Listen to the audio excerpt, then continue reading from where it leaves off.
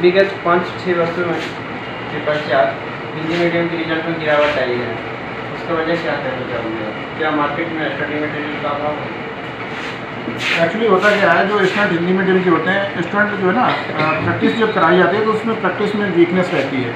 Weakness in the sense क्या होता है कि जो इंग्लिश मीडियम में होती है, इंग्लिश मीडियम में राइटिंग स्किल्स, स्पीड, थोड़ा आंसर राइटिंग जो करता है बच्चा, तो इसमें स्पीड जो होती है बहुत स्ट्रॉन्ग होती है। अगर वो 9 मिनट का टाइम जो दिया जाता है, जिसमें 9 मिनट में आपको एक क्वेश्चन सॉल्व करना है और पढ़ने के लिए भी टाइम चाहिए, तो आपका ये मान के चलें कि 6 मिनट में आपको एक क्वेश्चन लिखना है 250 से लेकर 300 वर्ड। और अगर स्टूडेंट इंग्लिश मीडियम में है, वो लिखता है 7 से 8 पेज 6 मिनट के अंदर, और जो हिंदी मीडियम वाला है वो 4 से 5 पेज लिख पाता है। तो पर्टिकुलर अगर आप रेशियो देखा जाए कि एक नंबर भी अगर पर पेज देते हैं, तो अगर मान लो इंग्लिश मीडियम वाले ने 7 पेज लिखा 9 मिनट में, तो 7 पेज का मतलब 7 नंबर हो गए। और अगर हिंदी मीडियम का स्टूडेंट है, उसने लिखे 5 पेज, पर पेज भी अगर एक नंबर दिया तो पर पेज पे एक नंबर होता है। तो वो एक्चुअली क्या होता है कि जो क्लासेस होती हैं उसमें बच्चे की पढ़ाई तो बराबर होगी, इक्वल होगी, और जो ऐसा नहीं है कि पर्टिकुलर हिंदी मीडियम वाला वीक स्टूडेंट है, उसको नॉलेज पूरी है, लेकिन होता क्या है, लिखने की writing practice Vedanta IAS academy में स्पेशल दी जाती है।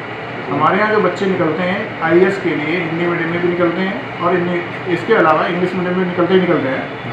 अगर कोई भी स्टूडेंट अगर आईएएस की तैयारी करना चाहें और उसका बैकग्राउंड अगर अच्छा है, बैकग्राउंड मीन्स उसका राइटिंग स्किल्स बहुत मस्ट है, अगर वो राइटिंग प्रैक्टिस उसको अच्छे से कर ली, तो उसका 110% मैं कह रहा हूँ आपसे, गारंटी के साथ आज तक का रिकॉर्ड है वेदांता आईएएस अकेडमी में। बहुत सारे बच्चे आते हैं, सिलेक्शन भी लेते हैं, लेकिन डिपेंड ऑन सिचुएशन होती है राइटिंग स्किल्स। अगर राइटिंग प्रैक्टिस स्टूडेंट को कराई जाती है और प्रॉपर अगर राइटिंग स्किल्स में परफेक्ट निकलता है, तो उसका 100% सिलेक्शन होगा, चाहे आईएएस बने, चाहे पीसीएस बने, चाहे उसका किसी भी स्ट्रीम में कहीं पे भी ज्वाइनिंग मिल जाए, आईआरएस हो गया, आईएफएस हो गया, है ना। तो क्या हिंदी मीडियम के रिजल्ट में गिरावट आने की वजह से सीसेट क्वालिफाइंग है? सीसेट सबके लिए मस्ट होता है, चाहे हिंदी मीडियम का स्टूडेंट हो, चाहे इंग्लिश मीडियम का स्टूडेंट हो। सीसेट एक्चुअली मैट्रिक लेवल पे आपको मैथ के जैसे क्वेश्चन है, इंग्लिश के मैट्रिक लेवल पे आपके क्वेश्चन आते हैं, कॉम्प्रिहेंशन पूछा जाता है, उसमें डिसीजन मेकिंग आता है। मैथ के जो क्वेश्चन आते हैं उसमें नंबर सिस्टम से लेके परसेंटेज निकालना आना चाहिए, तो ये बिल्कुल बेसिक जानकारी होनी चाहिए। अगर आप एजे आईएएस ऑफिसर है तो सीसेट चाहे इंग्लिश मीडियम हो चाहे हिंदी मीडियम हो। तो सर ऐसा कहा जाता है कि कॉम्प्रिहेंशन एक ऐसा पार्ट है जिससे जब गूगल हिंदी ट्रांसलेट करता है तो मतलब कहीं ना कहीं ये बच्चा मतलब उनकी मनोभावना को समझ नहीं पाता, तो उसके लिए आप क्या कहना चाहोगे? उसकी बेसिकली क्या होता है, ग्रामर जो है ना पुअर होती है बच्चे की, और बेसिक लेवल पे अगर स्ट्रॉन्ग ग्रामर है तो वो आसानी से समझ सकते हैं, कोई प्रॉब्लम नहीं। उसकी तैयारी हम लोग कराते हैं यहाँ पे, बच्चे को इतनी कोई प्रॉब्लम नहीं आएगी। और सीसेट में ओनली 66 मार्क्स लाने होते हैं, बच्चे को आसानी से आ जाते हैं। हमारे यहाँ 120 आवर की जो क्लास दी जाती है अलग से, वो सीसेट के लिए प्रैक्टिस कराते हैं, चाहे वो किसी भी स्ट्रीम का बच्चा हो। जी, तो सर आपके यहाँ ऑप्शनल सब्जेक्ट पढ़ाया जाता है, तो जैसे कि ऑप्शनल सब्जेक्ट के लिए बच्चों को क्या एडवाइस देना चाहोगे? बिल्कुल, हमारे यहाँ ऑप्शनल जो सब्जेक्ट पढ़ाए जाते हैं, ऑप्शनल सब्जेक्ट का 500 बोला जाता है सब्जेक्ट, एंड उसमें 2 पेपर होते हैं। ऑप्शनल सब्जेक्ट बच्चा अपने अकॉर्डिंग ले सकता है, हिस्ट्री लेना है हिस्ट्री ले लें, ज्योग्राफी चाहिए तो ज्योग्राफी ले सकता है, अगर पीएसआई या पॉलिटिकल साइंस लेना है, पब्लिक एडमिनिस्ट्रेशन लेना है, सोशियोलॉजी लेना है, तो बच्चे को इसलिए आर्ट के स्ट्रीम के सब्जेक्ट दिए जाते हैं जिससे वो स्कोरिंग अच्छा कर सके। और स्कोरिंग सब्जेक्ट होता है 500 मार्क्स टोटल। जो मेंस का पेपर होता है, प्री में एक्चुअली मैं आपको बता देता हूँ जानकारी के लिए, सिलेबस होता किस टाइप से है। जी सर। आईएएस का सबसे पहले आप जब स्टार्ट करते हैं तो आपकी एज जो है ना मिनिमम 21 ईयर होनी चाहिए। Yes sir. उसमें आप अगर ग्रेजुएशन कंप्लीट आपने कर लिया तो आप जो है यूपीएससी के लिए अप्लाई कर सकते हैं। यूपीएससी में 3 स्टेज होती है, प्रीलिम्स, मेंस और इंटरव्यू। प्रीलिम्स में ओनली 2 पेपर होंगे, जिसमें जीएस एंड सीसेट पेपर होता है। सीसेट ओनली क्वालिफाइंग पेपर होता है और 1 डे एग्जाम होते हैं दोनों। उसमें मॉर्निंग शिफ्ट में आपका जीएस का पेपर होगा 200 मार्क्स का, इवनिंग शिफ्ट में आपका 200 मार्क्स का होगा सीसेट।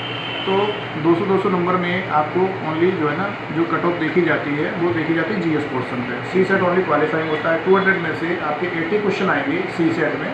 80 क्वेश्चन 2.5 पर क्वेश्चन होता है, जिसमें आपके 66 मार्क्स लाने कंपलसरी है। 33% बच्चे को पासिंग मार्क्स चाहिए होते हैं। जीएस की जब कट ऑफ निकलती है तो उसमें 200 मार्क्स का पेपर आता है, 2 घंटे का टाइम दिया जाता है। एमसीक्यू में पेपर होते हैं, सीसेट हो चाहे जीएस हो, दोनों में एमसीक्यू पेपर होता है।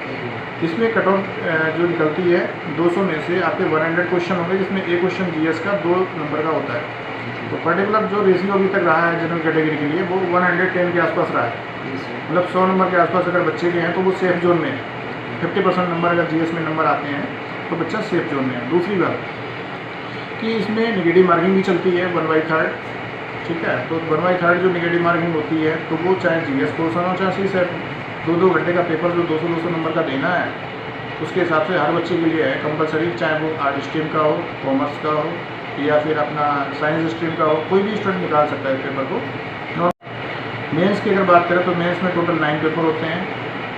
इसमें 2 लैंग्वेज होती है जिसमें हिंदी और इंग्लिश 2 हमारे यहाँ कराई जाती है। इंग्लिश कंपलसरी है ऑल इंडिया के लिए जिसमें आपको 75 मार्क्स लाने हैं एंड हिंदी में आपको 90 मार्क्स लाने हैं 300 में से, और लैंग्वेज पास करना होता है सिर्फ, इसके मार्क्स आपके ऐड नहीं होंगे। इसके अलावा आपका पेपर नंबर 3 जो होगा वो ऐसे का होता है 250 नंबर का, 3 घंटे में आपको करना है। इसमें आपके 2 ऐसे आते हैं जो करने ही करने हैं, 4 आते हैं टोटल, जिसमें history, geography, polity, economics, current affair कोई भी टॉपिक हो सकता है। इसके अलावा GS के 4 पेपर होते हैं, पर पेपर 250 नंबर का होता है और इसमें 3 घंटे का टाइम होता है। 20 क्वेश्चन लिखने होते हैं आपको, एक क्वेश्चन लिखने के लिए 9 मिनट का टाइम होता है। यही सबसे मस्ट है और मोस्ट इम्पॉर्टेंट है। तो अगर आप राइटिंग स्किल्स बेटर कर सकते हैं तो आपकी स्कोरिंग अच्छी रहेगी, आपका सिलेक्शन हो जाएगा आसानी से।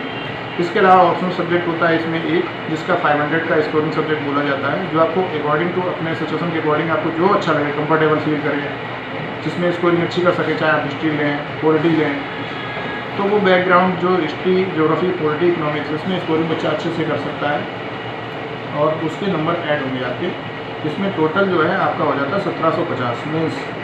तो 1750 नंबर का जो 1750 मार्क्स का जो मेंस का आता है पेपर, तो उसमें अगर बच्चे के नंबर 800 या 900 नंबर लेके आता है तो वो IAS ऑफिसर आराम से बन सकता है।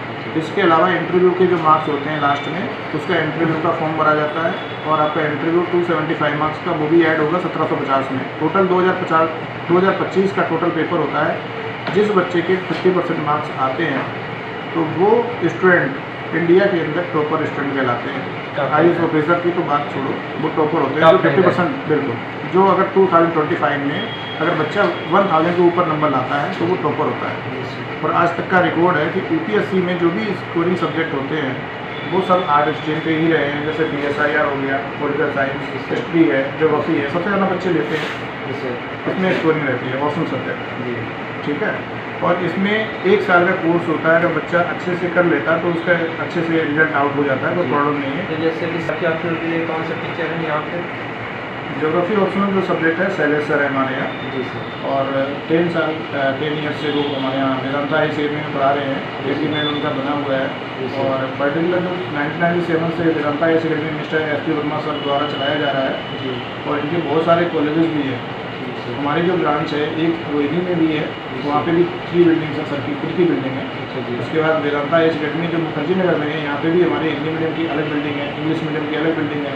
बत्रा सिनेमा ग्राउंड फ्लोर जहाँ आपको दिखाया जा रहा है, उसमें प्रॉपर आप आ सकते हैं, विजिट कर सकते हैं, इंक्वायरी ले सकते हैं। इसके अलावा हॉल भी है हमारे पास, सेमिनार कंडक्ट कराए जाते हैं। जो बच्चे हमारे सेलेक्टेड है उनसे बुला के सेमिनार कंडक्ट कराए जाते हैं, जिससे मोटिवेट बच्चा रहे और मोटिवेशन क्लासेस प्रोवाइड की जाती हैं। तो ये एक्स्ट्रा नॉलेज हम लोग प्रोवाइड करते हैं, बच्चे को अपने यहाँ गार्जियन की तरह रखते हैं। IAS अकेडमी में GS की बैच कब से स्टार्ट हो रही है? मैंने जो बैच अभी जो है 16 सितंबर से अभी आज से स्टार्ट किया, 16 सितंबर एंड नेक्स्ट बैच जो आएगा अभी 5 अक्टूबर आएगा, 5 अक्टूबर। तो ये बैच स्टार्ट होने वाले हैं। जिस बच्चे को अगर ज्वाइन करना है तो आप मोस्ट वेलकम, कोई प्रॉब्लम नहीं है, आप आके इंक्वायरी भी कर सकते हैं, फ्री ऑफ कॉस्ट इंक्वायरी ली जाती है अपने यहाँ और आप विजिट भी कर सकते हैं। आपको जो भी इन्फॉर्मेशन चाहिए आप आके यहाँ पे मेरे से मिल सकते हैं। सुनील वर्मा नाम है, Vedanta high academy, Mukherjee Nagar, doctor Mukherjee Nagar, Batra cinema ground floor.